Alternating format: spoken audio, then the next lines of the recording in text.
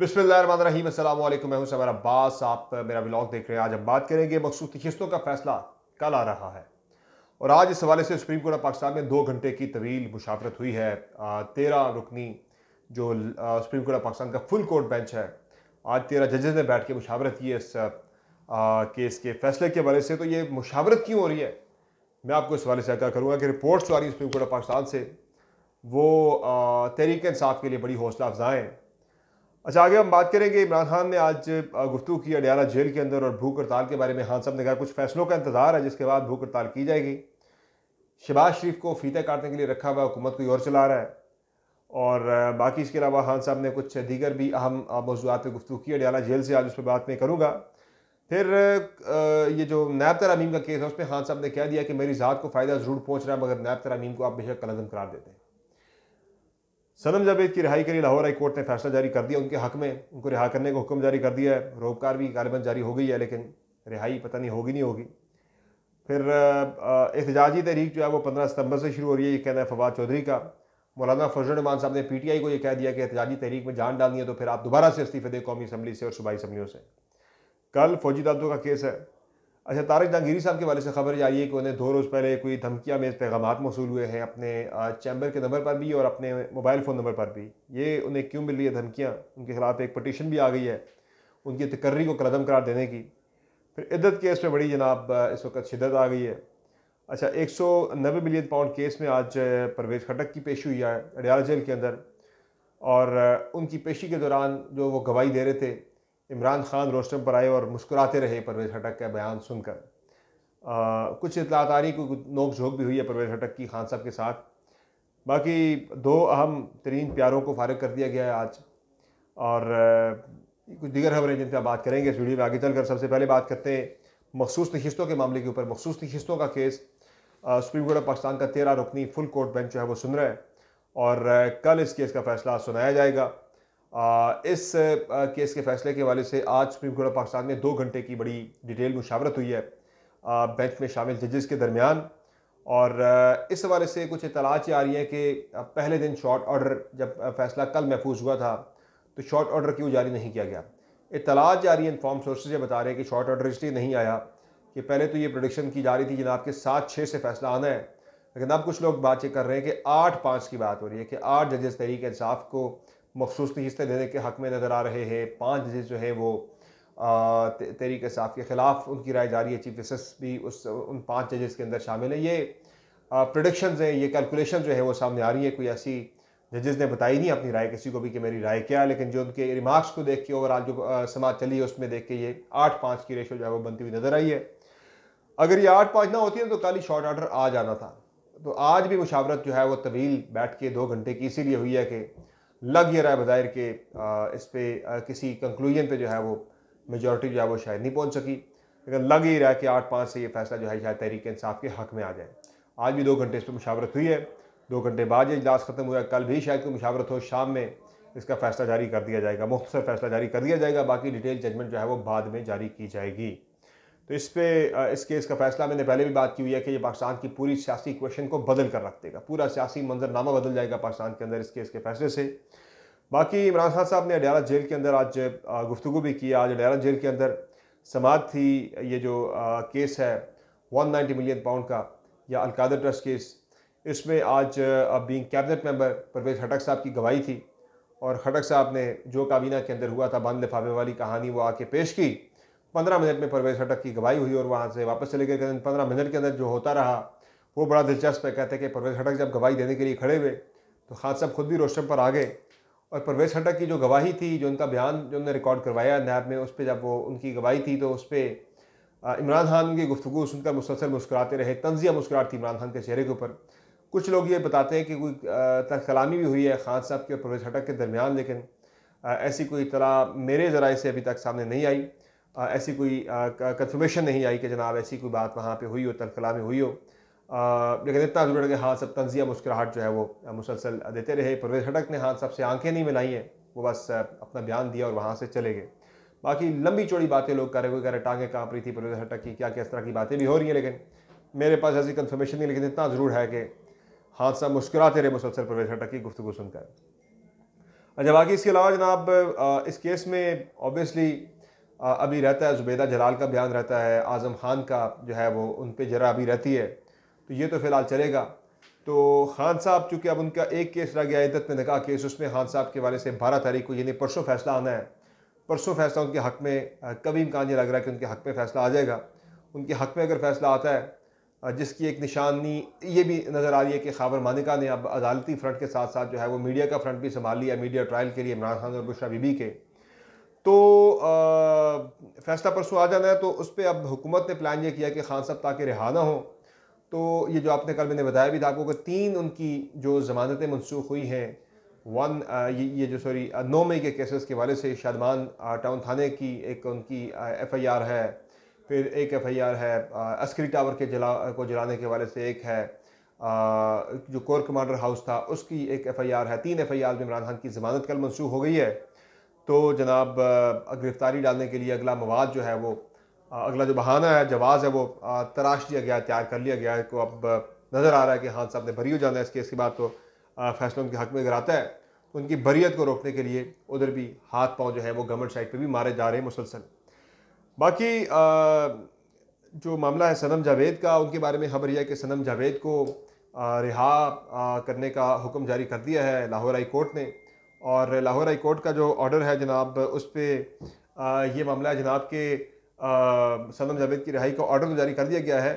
अब मामला यह है कि इस पे लग ये रहा है कि उन्हें शायद रिहा ना किया जाए, रोक तो जारी कर दी गई है, तो उसके बावजूद भी शायद उनकी रिहाई अमल में ना लाई जा सके। इससे पहले भी हम कई बार देख चुके हैं कि सनम जावेद को बरी किया गया अदालत की तरफ से किसी स्पेसिफिक केस के अंदर, लेकिन रिहाई अमल में नहीं लाई जा सकी। बाकी इसके अलावा जनाब जो मामला है एहतजाजी तहरीक का, उस पर कहानी यह है कि ये एहतजाजी तहरीक फवाद चौधरी ने प्रोडिक्शन ये की है कि मिड सेप्टेम्बर में ये तहरीक शुरू होने वाली है। और हमने भी ये खबर दी थी कि आज से चंद रोज़ पहले आपको कि PTI के रैंक्स में ये डिस्कशन हो रही है कि एहतजाजी तहरीक को मौखर किया जाए फ़िलहाल सितंबर तक। सितंबर में इसलिए कि एक तो फ़िलहाल गर्मी बहुत ज़्यादा है, साथ मानसून भी चल रहा है, और तीसरा यह कि जब बिजली के बिल लोगों के आएंगे अगस्त में, तो सितंबर में जाके एक प्रॉपर माहौल बनेगा तहरीक का भी, आवाम भी उसमें तहरीक में साथ शामिल या शरीक होंगे। लेकिन इसमें एक थोड़ा मसला यह है कि आगे चल के मौसम भी ठंडा होना शुरू हो जाता है, तो फिर जब मौसम ठंडा होता है बिजली की कंजप्शन भी कम हो जाती है। तो ये भी PTI को लगता है कि ये चीज़ सोचनी पड़ेगी। मौसम ठंडा हो गया, बिजली के बिल कम भी हो जाते हैं उससे।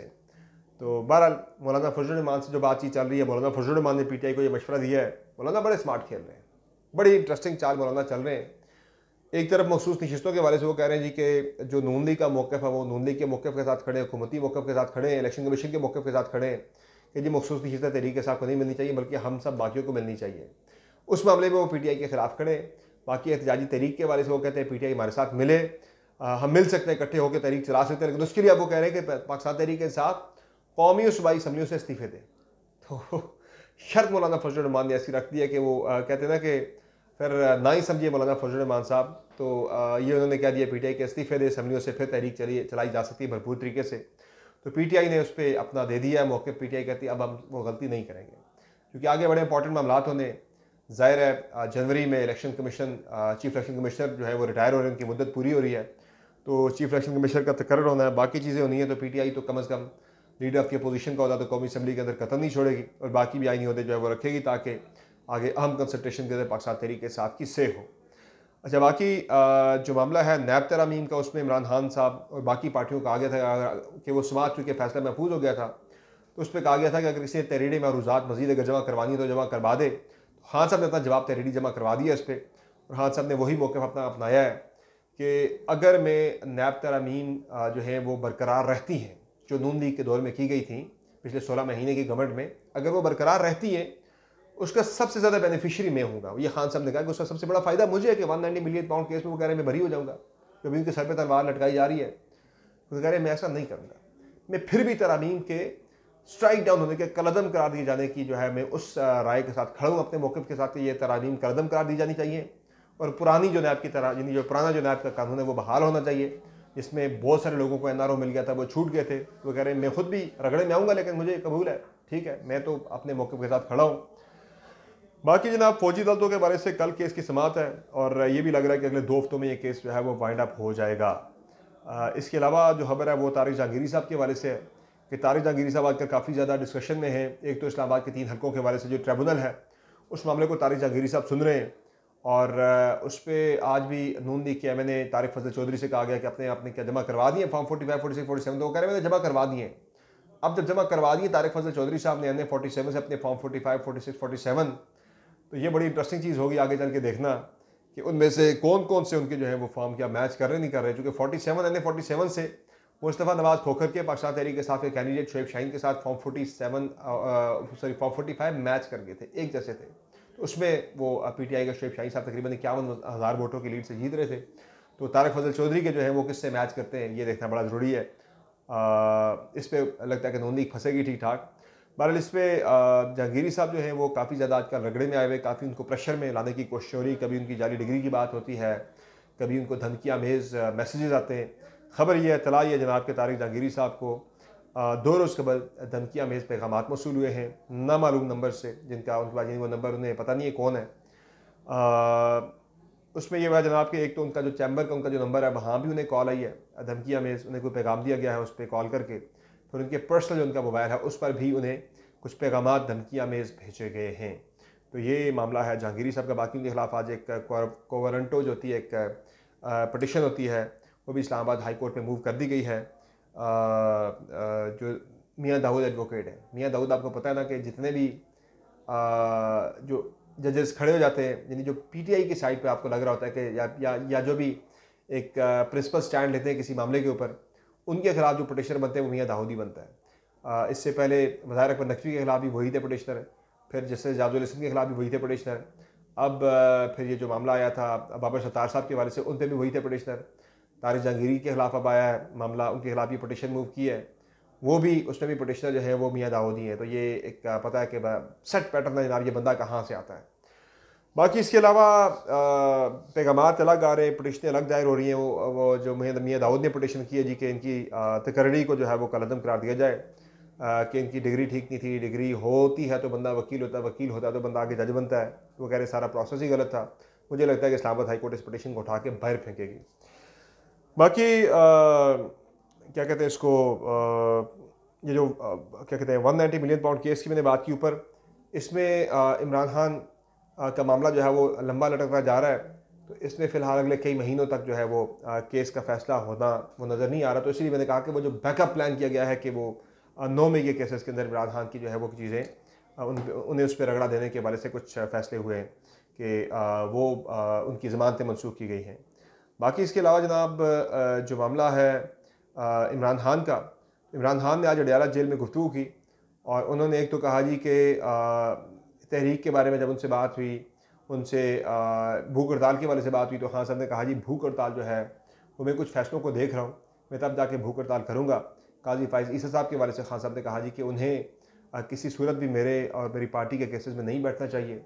और बाकी खान साहब ने कहा जी कि जब तक एक पॉलिटिकल पार्टी के पीछे अवाम नहीं होते, किसी गवर्नमेंट के पीछे अवाम नहीं होते, वो मुश्किल फैसले नहीं कर सकती, वो इस्लाहात नहीं कर सकती। इस हुकूमत के पीछे तो कोई है ही नहीं है, अवाम ने इन्हें वोट ही नहीं दिए। वही दोबारा धांधली की बात की उन्होंने कि बहुत बड़ी धांधली हुई है, फरवरी में पाकिस्तान का सबसे बड़ा डाका डला है। उन्होंने कहा जी मैशत को SIFC चला रही है, शहबाज शरीफ को सिर्फ फीते काटने के लिए रखा हुआ है। तो ये कुछ आज अहम बातें खान साहब ने अडयाला जेल के अंदर की हैं। 2 प्यारे वहाब रियाज और अब्दुल रज़ाक जो कि सिलेक्शन कमेटी के अंदर से, दोनों को PCB ने बरतरफ कर दिया है, और नई सिलेक्शन कमेटी जो है वो बनाई जाएगी। तो ये आज की अहम खबरें हैं। इंशाल्लाह अगली वीडियो फिर आपकी खिदमत में हाजिर होंगे नई अपडेट्स लेकर। फिलहाल मुझे दीजिए इजाज़त, अपना बहुत ख्याल रखिएगा। खुदा हाफ़िज़।